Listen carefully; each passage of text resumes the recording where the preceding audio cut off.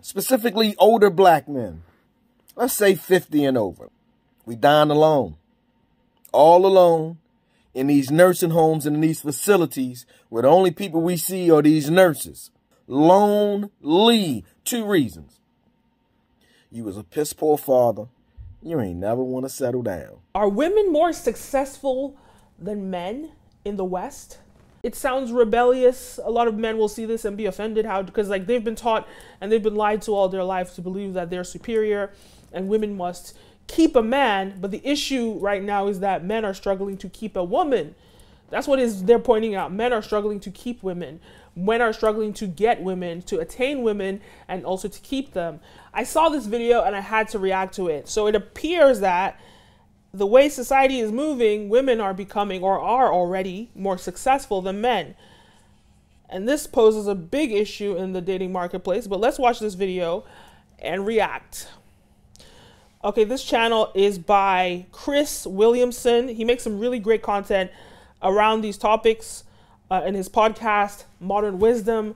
But let's check this out and see what he has to say. You're watching The Kenim O Show, and my name is Kenim O. What are some of the unique challenges that we've got with modern mate selection?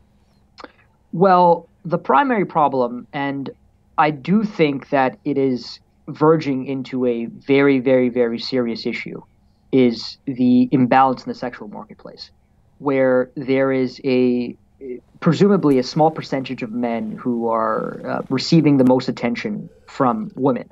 That women want men in the upper echelon, socioeconomically speaking, right? They want a man that earns top 10% in terms of income, that has a square jawline, that has a six-pack, is in the top 10 in terms of height as well. And these characteristics, when put together, equate for a very small percentage of men. And if the majority of women are vying for these men and ignoring the rest of them, that creates not only a large number of lonely women, but it creates a lot of sexually frustrated men. And those two things are not necessarily, or not even very good, if we're looking at a prosperous society. Why is that a modern phenomenon? Surely these impulses have been with us throughout time. So the impulse is yes. The one impulse being hypergamy. So women dating upwards is something which has been ingrained and constant throughout human existence. But I think the 3 things which have changed, at least in the last 50 years, are 1, female achievement. So women are typically earning more than men at a certain age bracket, and they're going to college at a higher rate. So just to give you an example of the statistics, so in the 1960s, there were 1.6 men to every female at a 4-year U.S. college. By 2003, there are 1.35 women for every man in a 4-year U.S. college. And women are going to college and earning degrees at a higher rate than men. And this also applies to postgraduate degrees, where something like 12% of women have a postgraduate degree relative to 8% of men. And when it comes to the economics as well, the Press Association compiled a lot of data looking at economics, so earnings. And what they found was that women between the ages of 20 and 29 made, on average, 1,111 pounds more than a man in that same age demographic. So that's one point. The one factor being improved female attainment. The second factor is that there's a greater variability among males. And this is with regard to economic earnings and such, right? All the characteristics that you would look for in a viable partner. That there is a wider distribution of men economically, so making more money, attaining more sexual partners. And so this variability is, of course, going to play to that top 10% of men. And the third thing is, I think this is an important one because it's probably with regard or with relation to technology. So an expansion or globalization of the sexual marketplace and the collapse of local status hierarchies, where things like Instagram, things like Tinder are making it such that there's an international pool of partners with which you can select from that you couldn't have before. So 50 years ago, you'd probably meet someone, a romantic prospect in a bar, local bar, or at a rec center, or whatever it is. Certainly, my parents met locally, right? They were maybe from different villages or something, but it was a local phenomenon. But today, everything is international, everything is globalized, and that all these characteristics together, along with hypergamy, has resulted in this massive imbalance. How is it if there's women out educating and out earning men between the ages of 20 and 29, how is it that there's still a commonly held assumption in the culture about men out earning women, about women being held back? Good question. Do you want the sort of dude bro answer? Both. Give me all of them. Both. Well, the dude bro answer is that people are dumb and uninformed, and they typically go along with memes and messages. That's a joke, by the way. I don't think people are dumb. I think it's a matter of just the amount of information that's being presented and how it's being presented. Because if members of the media are just presenting that narrative over and over again, it's going to stick, right? We're just playing off heuristics here. I think that's the main thing. That's the reason why this narrative sticks. This notion of the gender pay gap is sticking around despite the copious amounts of research done about it. The fact that if you actually disaggregate the data, if you looked at hours worked, if you looked at industry, if you looked at job type, occupation, these sorts of things, you would see that there's a reason why it is that men on average make more than women. Not to mention the fact that women between the ages of 20 and 29 make more money than men within that age demographic. What happens at age 29 is after that is probably motherhood. So it's not even a question of men and women making more or less than the other. It's a question of everyone else making more than mothers. The interesting thing to me, I've been thinking about this for so long, is the presumption amongst common culture and people that put forward the idea about the gender wage gap is that the inherently masculine frame is the attainable, admirable, preferable one that everybody should be playing on. It's like the values that we've typically associated with men or with masculinity or with men's trajectory through life is the one. Those are the rules of the game that everybody should be playing by, and now we need to kind of manipulate it so that everyone gets to play that game. Does that make sense?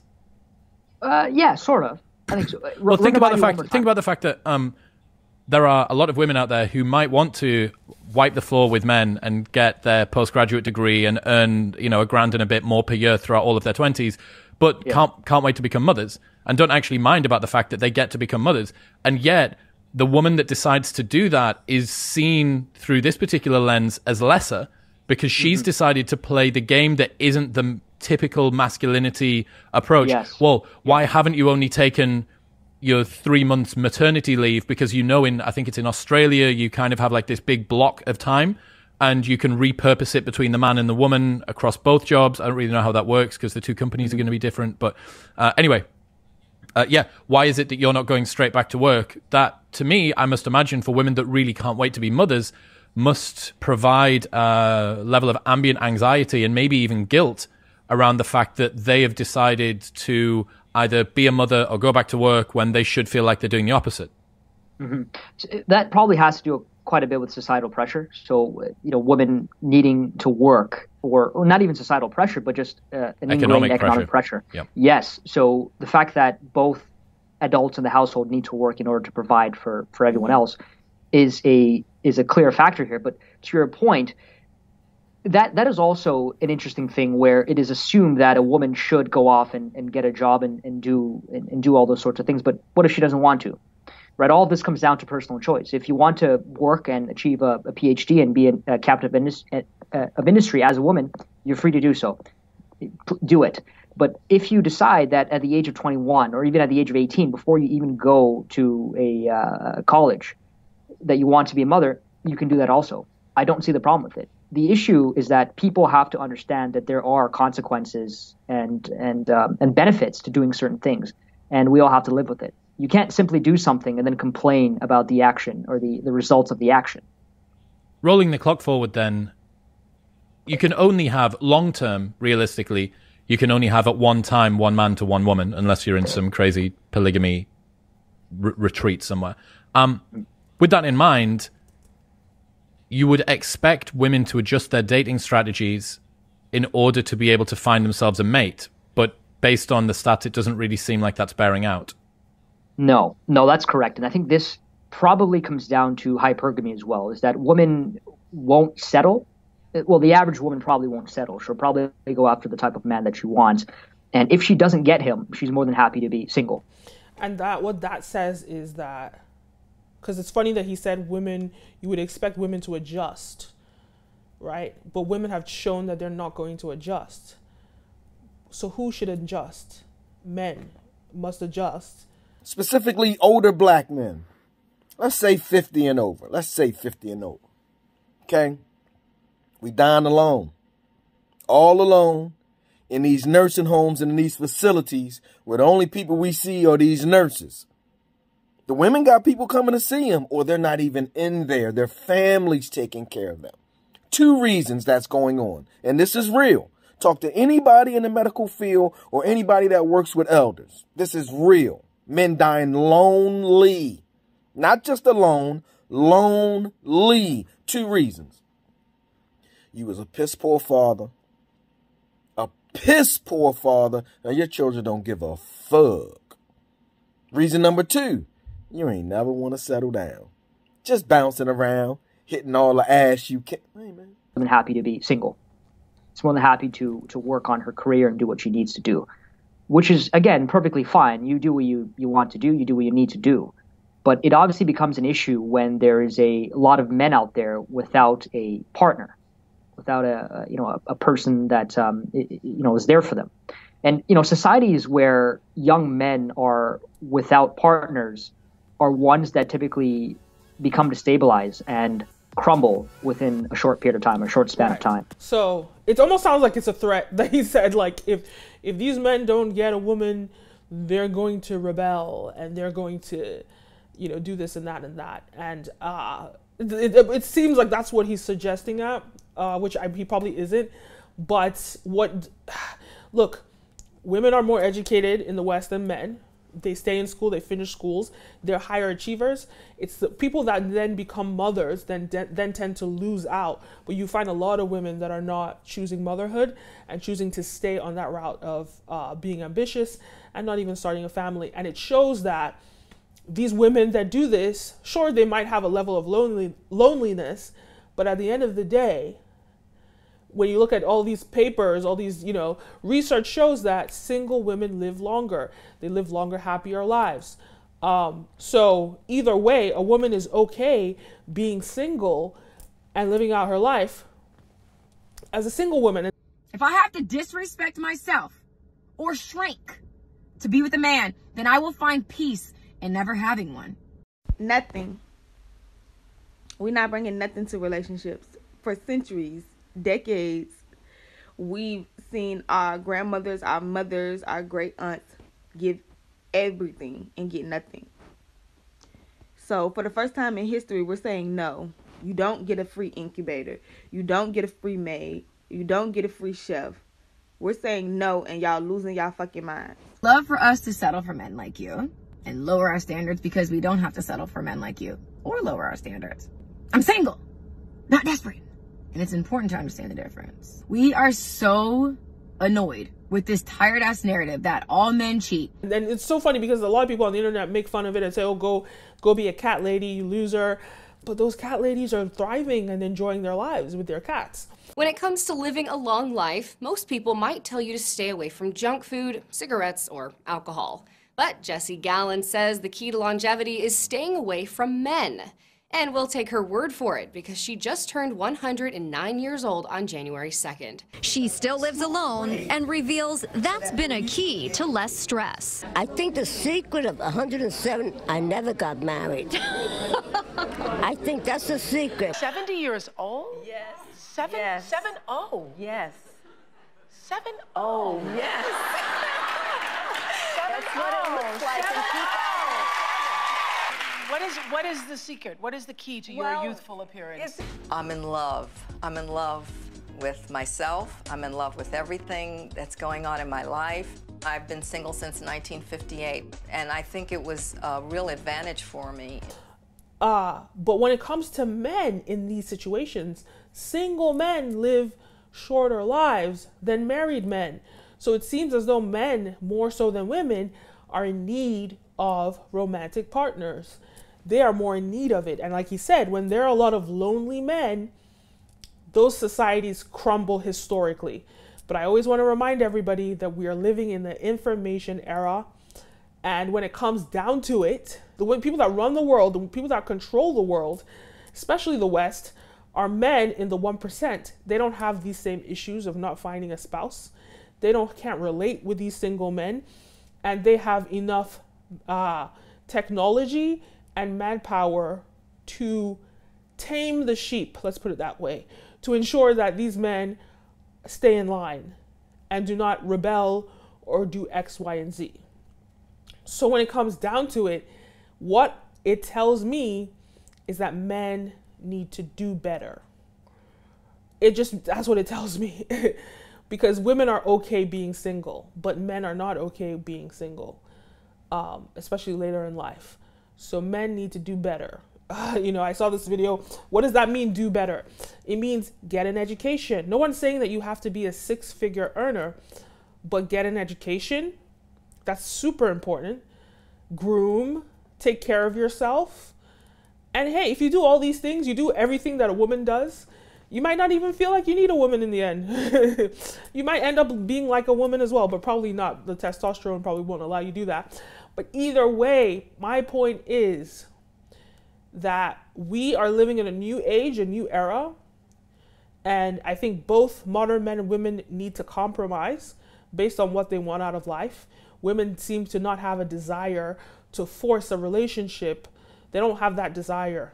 They don't have that want. They're more than happy being alone. So I think men who are not happy being alone need to make sure that they are more suitable for these women, right? And it's a new concept. It sounds rebellious. A lot of men will see this and be offended because they've been taught and they've been lied to all their life to believe that they're superior and women must keep a man. But the issue right now is that men are struggling to keep a woman. That's what they're pointing out. Men are struggling to keep women. Men are struggling to get women, to attain women, and also to keep them. So it just tells me that men just need to be more suitable partners. And what does that mean? It means they need to let go of this idea of wanting to dominate a woman and be the head of the house. It means that they should, be groomed, take care of themselves. It means that they should strive to be ambitious. And I do think that when it comes down to it, if a man has everything in order, apart from 6 figures, but he shows the ambition of a man that earns 6 figures, he shows the power, I think that a lot of women will compromise. I think women just naturally are not looking for somebody that wants to use them as a pedestal or that wants to lean on them. And I think that's the fear that a lot of women have. But if a man can show his independence, again, he doesn't have to be a 6-figure earner, but he can show his independence. I think a lot of women, especially the ones that might not want to be lonely, they will start looking to them. But again, women, it's known that women are hypergamous, but not all women are hypergamous. That is also a lie to think that every woman is hypergamous. It's not true. Most, yes. Not every woman. So I think a lot of women, if you just have your stuff together and you show that you're ambitious and you are ambitious and you don't have to earn 6 figures, but you're ambitious and you have drive and groom and they look, just take care of yourself, groom, get your hair done, cut your hair, be more refined, be more polished, get an education, get a special skill, articulate yourself better. You'll find that more men will be able to attract women. It's a lie, this idea that, men have, I think society has created this lie that women don't really care about looks. This is a lie, especially when women are younger. It's a lie then, but it's even more of a lie even as they get older. Everybody likes to be attracted to their mate. And so, yes, being wealthy can excuse you and make you get away with having, being better looking or whatever, or less groomed. You can get away with it, but if you want to attract the best mate, they're going to care about those things. So it's a lie that, this is the case. It's a lie that society has created to make it seem like men don't have to take care of themselves and they can get away with it. But it's not true. And we have to remember that we are now in a modern era. And as we've established, women are becoming more successful than men, apart from when women choose motherhood. But women are becoming, especially in their younger years, they're more successful. Women are becoming more successful, and the ones that don't choose motherhood are more successful or are becoming more successful. So men need to now figure out how to keep a woman or how to attract a woman. That's now their challenge, their main challenge in this modern era. And it's literally, sometimes it's not even necessarily about going to the gym. Sometimes it's just, take a shower, put on some deodorant, groom yourself, cut your hair, look fresh, and you'll find that you'll attract more women that way. I think the most important takeaway in this new era is the fact that, look, guys, we are in a different place now, and we're going to have to learn to compromise. I think that there are things that both genders need to unlearn. I think that men need to unlearn expecting a woman to submit, especially if you're not in that 1% and you have many women chasing you. You have many options. If you're not in the 1% and you're just, you're an average man, where there's nothing wrong with being average.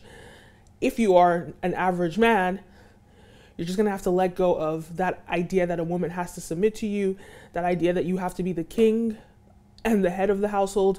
You're going to have to let go of that idea. And it does not emasculate you to have a partnership, and not be the head or quote unquote the leader. So that's another way. And then women need to unlearn hypergamy. I think the women needs to be, I think there's a lot of fear. Hypergamy comes from fear. And it comes from a place where, a woman is going to make a lot of sacrifices, especially when she chooses motherhood. She's going to have to fall back and have to find someone to depend on. That's why women tend to choose someone that's more wealthier, right? Because that means when they have children, they know they are guaranteed to have someone protect them and take care of their kids. But in any case, I think that as women are becoming more successful, I think if men can learn to do these things that I mentioned, groom, take care of themselves, all these things, women will find them as decent options and won't only be looking at money, because hypergamy is not only about money. Hypergamy is about status. Hypergamy is about social standing. And I think a lot of men will find that if they just groom, they just, dress better, they wear deodorant, they do better in those areas, they will probably elevate themselves socially as well, which will also help them in attracting more women. I think that gone are the days that, I think in the past, women had to learn how to keep a man. It's because of the way society was structured. It was because of the fact that men possessed capital, men possessed money, but times have changed. Women are more successful than men. And they're becoming more successful than men. And in these new times, I think it's now flipped. It now seems as though men have to figure out how to attract women. Men have to figure out how to keep women. That's where things are shifting now. And in this situation, as we know, women would rather be single than than settle for less. I think that both parties just need to learn to compromise. If they, again, look, being single, sure, a lot of women live longer or whatever, but there are records of depression.